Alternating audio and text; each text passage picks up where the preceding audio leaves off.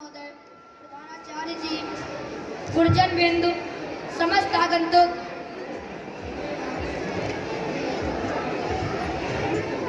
यो मेरे प्यारे प्यारे भाइयों बहनों, मैं आप लोगों के समक्ष एक छोटी सी कविता प्रस्तुत करने जा रहा हूँ। उसमें हुई त्रुटियों को क्षमा कीजिएगा।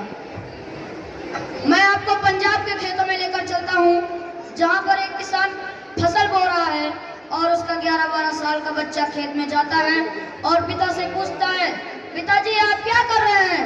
तो पिता ने कहा, मैं बीज बो रहा हूँ। तो बेटे ने कहा, इस बीज से क्या होता है? पिता ने कहा, इस एक बीज से हजारों बीजें पैदा होती हैं। बेटे ने कहा, अच्छा। वह दौड़कर घर पर गया और एक बंदूक को उठा लाया और उसे जमीन में गाड़ने लगा। पिता ने पूछा, अरे पगले तू ये क्या कर रहा है? बेटे ने कहा, मैं इस बंदूक को बो रहा हूँ ताकि इस एक बंदूक से हजारों बंदूकें पैदा हो सकें और ताकि मैं इन कमबख्त अंग्रेजों को भारत की सीमा से बाहर निकाल फेंकूं। बस यहीं से मेरी कविता की शुरुआत होती है। वह सतलज में स्वतंत्रता की लहर उठाने आया था, अंग्रेजों के महामहल की नींद उड़ाने आया था। वो परतंत्र देश के मन में मुक्ति जगाने आया था, हर गुलाब को इनकलाब का ख्वाब दिखाने आया था। बलवेदी के सैया पर सोने के खातिर आया था, वो खेतों में बंदूकें बोने के खातिर आया था। वो क्रांति गगने अब भी भारत की पुरवाई में जीवित है, वो भगत सिंह अब भी भारत की तरुणाई में जीवित है, वो भगत सिंह अब भी भारत की तरुणाई में जीवित है। तो सांस सांस में एक स्वतंत्र एहसास रखा था जिसने, ईश्वर से ज्यादा खुद पर विश्वास रखा था जिसने। तो मुक्ति के यज्ञ कुंड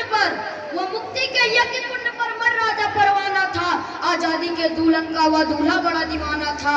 उस बब्बर के बेखौफ चाल बल के पद पर भी रुकी नहीं। उस मर्दाने की मूछ कभी सत्ता के आगे झुकी नहीं। तो तिरछी आंखों ने गोरों को सीधा कर डाला, उस तिरछी टोपी वाले ने गोरों को सीधा कर डाला। तो आजादी के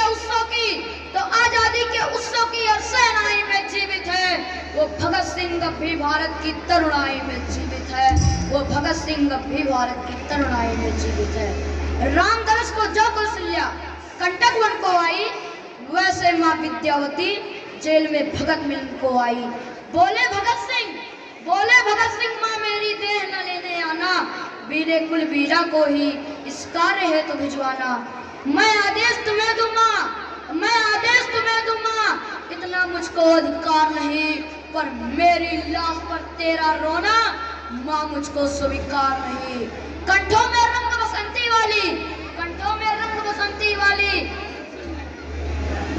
राग न ठंडी हो जाए, तेरे आंसू से माँ आजादी की आंख न ठंडी हो जाए। लोग कहेंगे अपने संयम को कैसे खो सकती है, रोने वाली भगत सिंह की माँ कैसे हो सकती है।